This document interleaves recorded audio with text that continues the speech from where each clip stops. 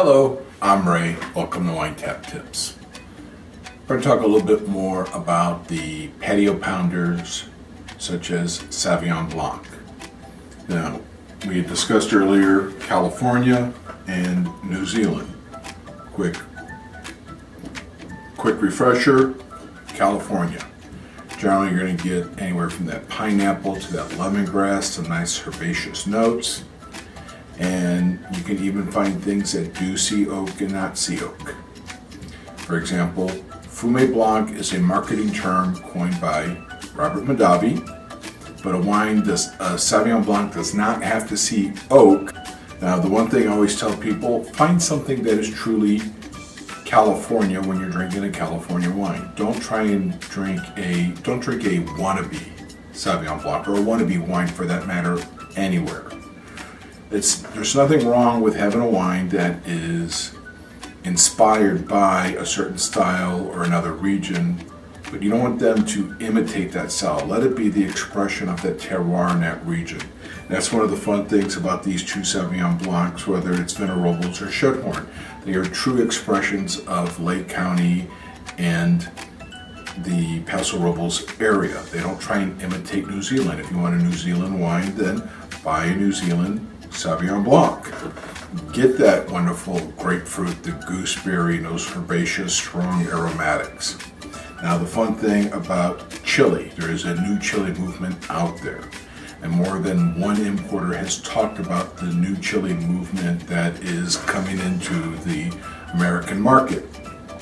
The neat thing about the Chilean Sauvignon Blancs is that they are much less in front of you or in your face as far as aromatics go.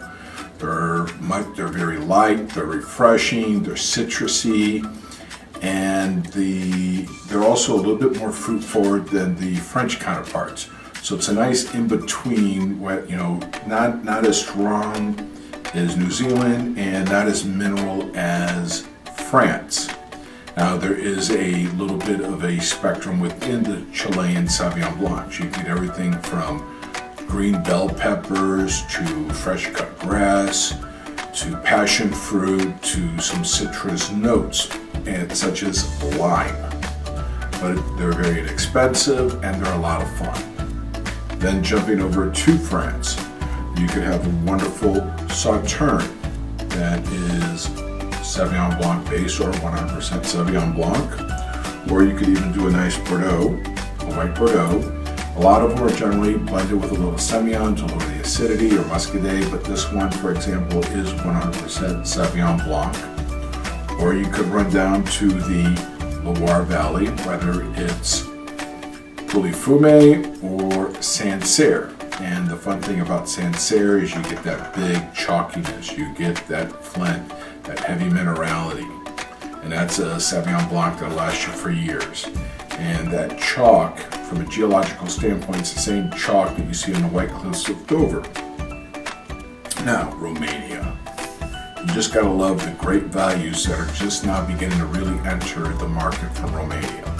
One of the interesting things is, based on the climate and geology, it's very similar to a lot of areas of France, and you can get something that is unique, that has a similar taste profile, but is not a copycat kind of wine, that is under $10. So if you want more of an old world style Sauvignon Blanc, but you don't want to pay that $20 to $30 price point, look at Romania, because that you can get more wines for the same amount of money.